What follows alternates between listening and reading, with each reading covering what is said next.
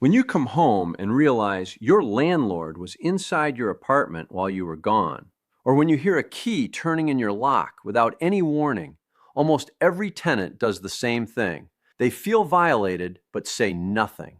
Because the landlord owns the building, because the lease has their name on it, because tenants are taught from the very first rental application that the landlord holds all the power and pushing back creates problems.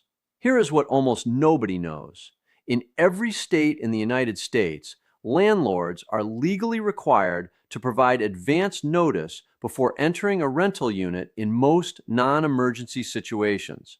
That requirement is not a courtesy. It is a statutory right codified into tenant protection law in virtually every jurisdiction in the country.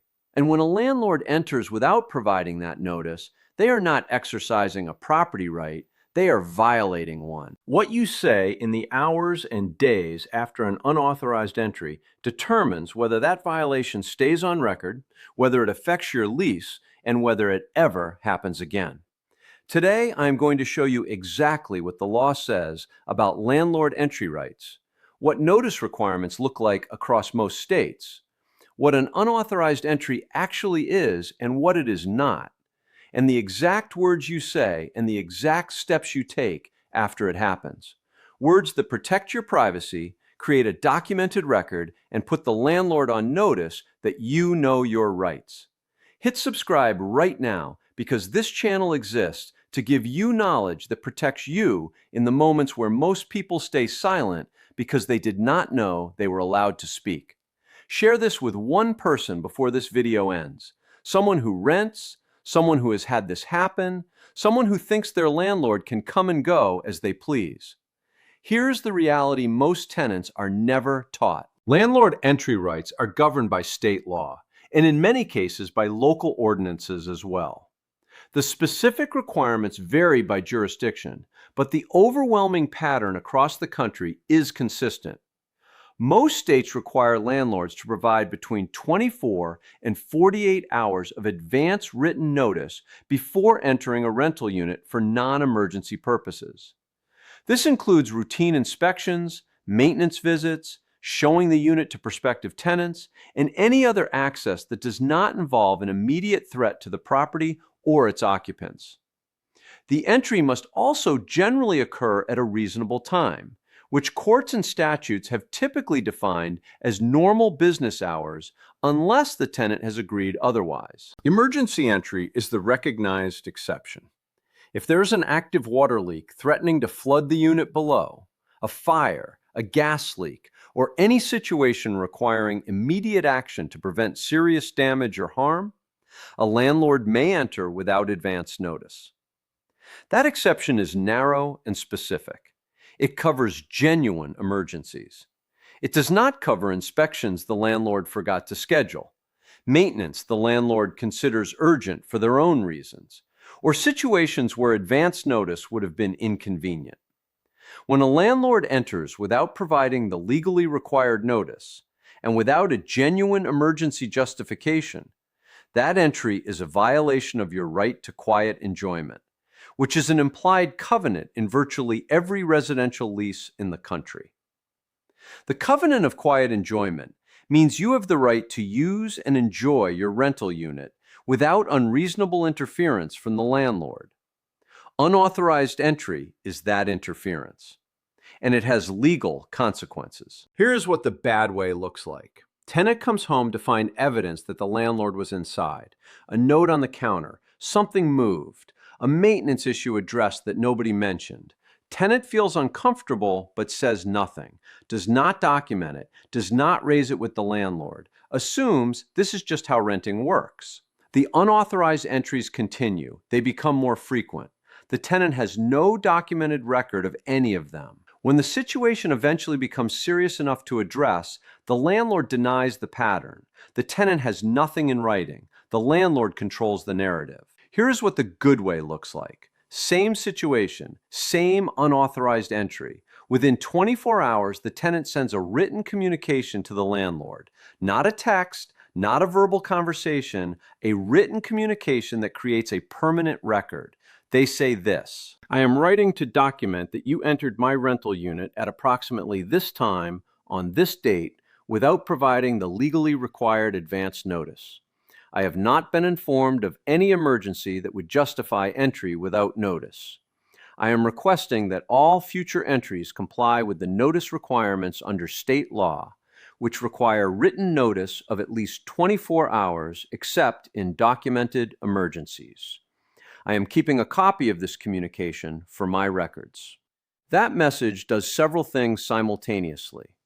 It creates a documented record of the specific unauthorized entry with a date and approximate time. It puts the landlord on notice that you are aware of the legal requirement. It requests future compliance in writing, which means a second unauthorized entry after this communication cannot be characterized as an oversight or misunderstanding. And it signals, without accusation or confrontation, that you understand your rights and you are tracking what happens. Drop a comment right now and tell me, has a landlord ever entered your rental unit without providing advance notice? Tell me what happened and what you did about it. I want to know how many people have experienced this without knowing they had legal standing to address it. If you are still here, hit the like button, because what comes next is what most tenants never reach. What to do when the first documented communication does not stop the pattern, and when an unauthorized entry crosses from a civil matter into something more serious. Here is the escalation path when a single documented communication is not enough. If unauthorized entries continue after your written communication, you now have two things you did not have before. You have documented notice to the landlord that the behavior was occurring, and you have documented evidence that the behavior continued after they were put on notice. The next step is a formal written notice, sometimes called a notice to comply, in which you state the specific dates of the unauthorized entries, reference the state law or local ordinance that governs landlord entry in your jurisdiction, and state clearly that continued violations may result in legal action, including termination of the tenancy and pursuit of damages. In many states, repeated unauthorized entry after written notice constitutes harassment and gives the tenant the right to terminate the lease without penalty. Some states allow tenants to seek monetary damages for privacy violations. Some jurisdictions have specific penalties that apply to landlords who violate entry notice requirements repeatedly. You do not need an attorney to send a formal written notice. You do need to know your state's specific statute, which takes one online search to find. Look up your state name plus landlord entry notice requirements. The statute number and the specific notice period it requires go directly into your communication. Let me tell you about Christine. Christine is 31 years old, lives in Colorado, and had been renting an apartment for 2 years when her landlord began entering the unit with increasing frequency. First for a maintenance issue that had not been discussed, then to show the unit to a potential subtenant without asking, then twice in 1 week for reasons Christine never fully understood. Colorado law requires landlords to provide 24 hours advance notice before entry in most non-emergency situations. Christine had not known that. She felt uncomfortable but said nothing during the first 3 entries because she assumed the landlord had the right to access his own property whenever he chose. When Christine finally mentioned it to a friend who worked in property management, she learned that what had been happening was a clear pattern of notice violations. She sent a written communication documenting the most recent 2 entries, citing Colorado Revised Statute Section 38-12-503, and requesting future compliance. The unauthorized entries stopped immediately. Her friend told her later that most landlords who violate notice requirements do so not out of malice, but out of the assumption that tenants do not know the law.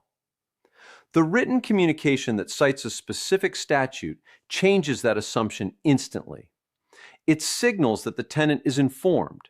that the pattern is documented, and that continuing it carries real consequences. Christine now knows the statute number. After this video, you will know how to find yours. Two legal foundations make everything in this video exact. The covenant of quiet enjoyment is an implied term in virtually every residential lease in the United States, whether or not it appears explicitly in the lease document. It protects tenants from unreasonable interference with their use and enjoyment of the rental unit.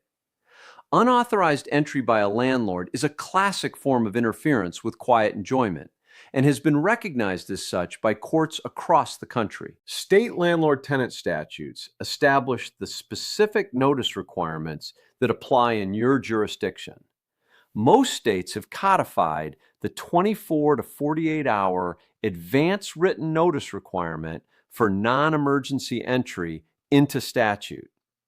These statutes also define what constitutes an emergency sufficient to justify entry without notice and what remedies are available to tenants when the requirements are violated. Your state's specific statute is the legal foundation of every written communication you send. Here is the complete recap. Landlords in most states are legally required to provide 24 to 48 hours of advance written notice before entering a rental unit for non-emergency purposes. This is a statutory right, not a courtesy. Unauthorized entry is a violation of your right to quiet enjoyment, which is an implied covenant in virtually every residential lease. When an unauthorized entry occurs, you send a written communication within 24 hours. You state the date and approximate time of the entry. You state that no advance notice was provided. You reference the notice requirement.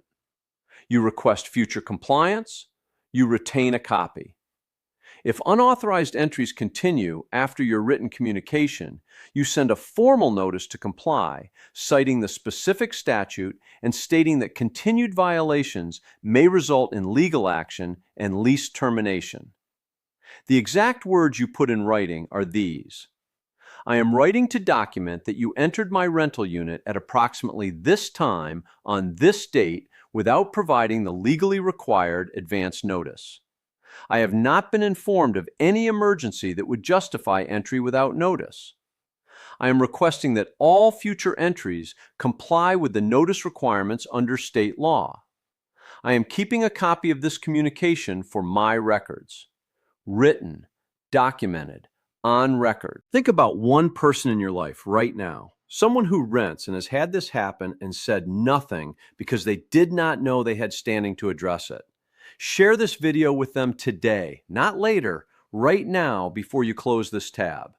The words you just learned take 2 minutes to write, and they create a documented record that protects every tenant right that follows.